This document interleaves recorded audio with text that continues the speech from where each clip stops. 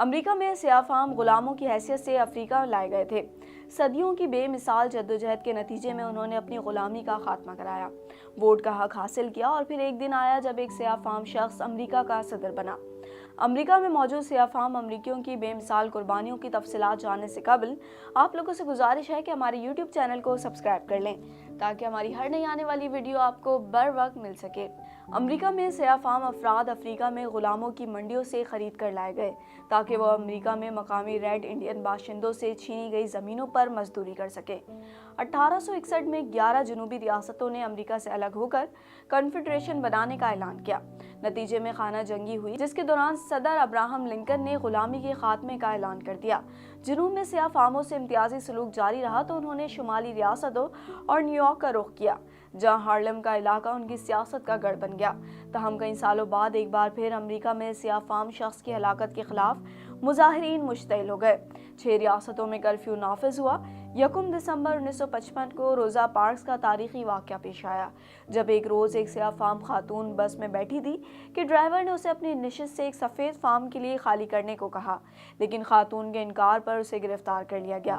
اس گرفتاری کے 4 روز بعد مارٹن لوتھر کنگ نے اپنی تاریخی احتجاج کا آغاز کر دیا اور 13 نومبر 1956 کو امریکی سپریم کورٹ نے بسوں کے ساتھ ساتھ اسکولوں میں بھی سیاہ فاموں سے امتیازی سلوک اور انہیں الگ بٹھانے کو غیر قانونی عمل قرار دے دیا۔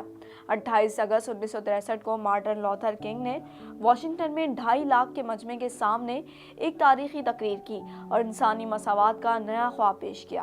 دوسری جانب کنگ کے قتل کے وقت جیسی جیکسن ان کے ساتھ موجود تھے، جنہوں نے سیاہ فام قیادت سنبھالی۔ کنگ نے اپنی جدوجہد کی بنیاد عدم تشدد پر رکھی، لیکن 4 اپریل 1968 کو مارٹن لوتھر کنگ کو قتل کر دیا گیا تو امریکہ کے 100 شہروں میں ہنگامے پھوٹ پڑے اور امریکہ میں سیاہ فام شخص کی ہلاکت کے خلاف مظاہرین مشتعل ہو گئے اور 6 ریاستوں میں کرفیو نافذ ہو گیا۔ اکتوبر 1995 میں لوئس فراخان کی قیادت میں ملین مارچ بھی سیاہ فام جدوجہد کا اہم موڑ ثابت ہوا، جبکہ 2008 میں سیاہ فام امیدوار براک اوباما کی فتح سے گویا سیاہ فاموں کو ان کی اہمیت مل گئی۔ جبکہ 2008 میں سیاہ فام امیدوار براک اوباما کی فتح سے گویا سیاہ فاموں کو ان کی اہم منزل مل گئی۔ اوباما کے حلف کی تقریب میں سیاہ فام امریکیوں کے چہرے اس کامیابی کے غماز تھے۔